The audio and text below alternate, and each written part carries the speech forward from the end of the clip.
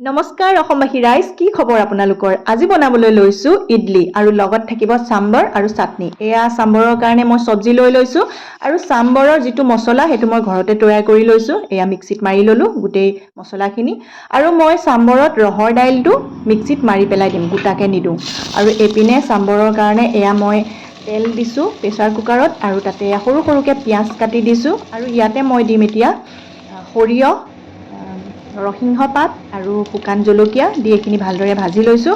তাৰপিছতে মই যিখিনি চাম্বৰৰ চব্জি কাটিছিলোঁ সেইখিনি ইয়াতে এতিয়া দিম আৰু ভালদৰে ভাজি অলপ সময় থাকিম।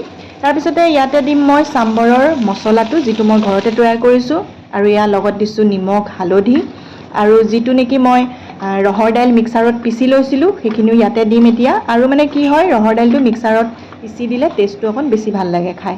আৰু তাৰপিছতে দিম মই তেতেলী, এইটো মই তেতেলী ৰাতিয়ে তিয়াই থৈ দিছিলোঁ। তাৰপিছত এয়া দিলোঁ আৰু ভালদৰে এতিয়া এইখিনি লৰাই ঢাকোন মাৰি দিম আৰু 5-6টামান হুইচেল মাৰিব দিম চিটি আহিবৰ কাৰণে। তাৰপিছতে মই এইপিনে আকৌ নাৰিকলৰ যিটো চাটনি হ'ব সেই চাটনিটো ৰেডি কৰিছোঁ আৰু নাৰিকল লৈছোঁ মই যিটো মানে গুড়া নাৰিকল পোৱা যায় বজাৰত সেইটো, আৰু ইয়াতে দিছোঁ মই বাদাম, কেঁচা জলকীয়া, নহৰু, আদা, নিমখ আৰু এয়াও ভালদৰে হৈ গ'ল চাটনিটো। তাৰপিছত চাটনিটোত মই সম্ভাৰ মাৰিবৰ কাৰণে এয়া ইয়াত তেল দি পেলাই শুকান জলকীয়া দিছোঁ, সৰিয়হ দিছোঁ, নৰসিংহ পাত আৰু কেইটামান বুট দালি। তাৰপিছত এয়া বেটাৰটো ৰেডি কৰি থৈছিলোঁ আগদিনাই আৰু বেটাৰটোত দিছোঁ মই চাউল আৰু মগু দালি।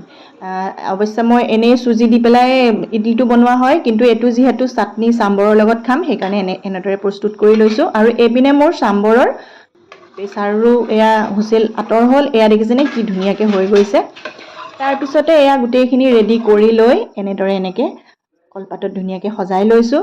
আৰু আমি ভাবিছোঁ যে আমি যিহেতু ক্লাউড কিটচেনত অৰ্ডাৰ লওঁ, এতিয়াৰ পৰা আমি ইডলিৰো অৰ্ডাৰ ল'ম, কিন্তু আপোনালোকে আগতীয়াকৈ আমাক জনাব লাগিব। তো আজিলৈ আহিছোঁ, ধন্যবাদ।